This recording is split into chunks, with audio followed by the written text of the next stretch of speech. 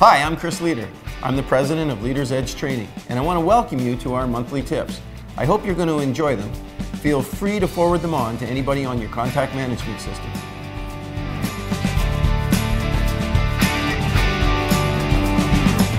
Welcome to this month's tip for mortgage professionals. What I wanted to talk about is having some balance between our work life and our personal life. Often as mortgage professionals, in our excitement of working with new clients and potential referral sources, we make the statement we're available 24 hours a day, 7 days a week. This typically results in a great level of frustration when we start to get calls at night, we start to get calls on the weekend, and most likely we're going to get calls during dinner. What we really want to do is train our clients and our referral sources to understand our boundaries.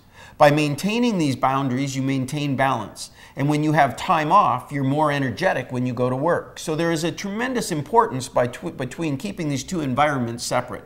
Now, there are certain circumstances when this is just about virtually impossible in the mortgage industry, and I understand that.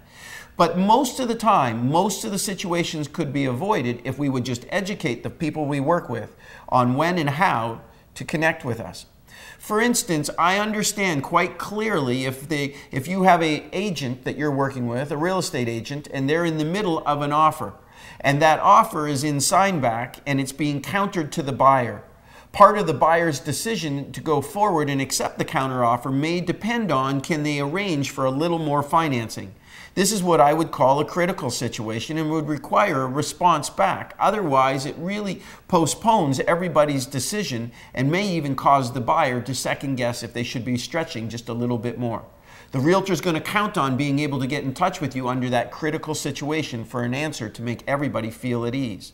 But there are many other situations that we've given people the impression that we're available all the time. And you shouldn't do that. What you should do is say to your buyer or to the folks that you're working with, be it either the referral sources or to your direct clients, if it's very important and it requires an immediate response, let me know that it is critical on the voicemail and you can count on me calling you back immediately. On the other hand, if it's not something that you have to have an answer this very moment in time, I'm going to put your request in the queue, and my queue consists of nothing more than maybe 2 hours tops. For instance, if you were to call me 9:30 in the morning, I would be back to you one way or another before 12 noon. If you called me at 1 o'clock in the afternoon, you'll hear back before the end of the business day. Because we set these parameters, our contacts will know what to expect. If it's urgent, we'll call them back right away. If it's not urgent, they'll go into the queue and we'll call back within a reasonable period of time. Now, I want to make that point as well. It's important that you call back in a reasonable period of time. Too often, people call us, they ask a question or require further information, and that request is not dealt with within the same time frame, like within a day, maybe that afternoon or that morning. Often, we get back to people 2 or 3 days later, and that isn't acceptable either.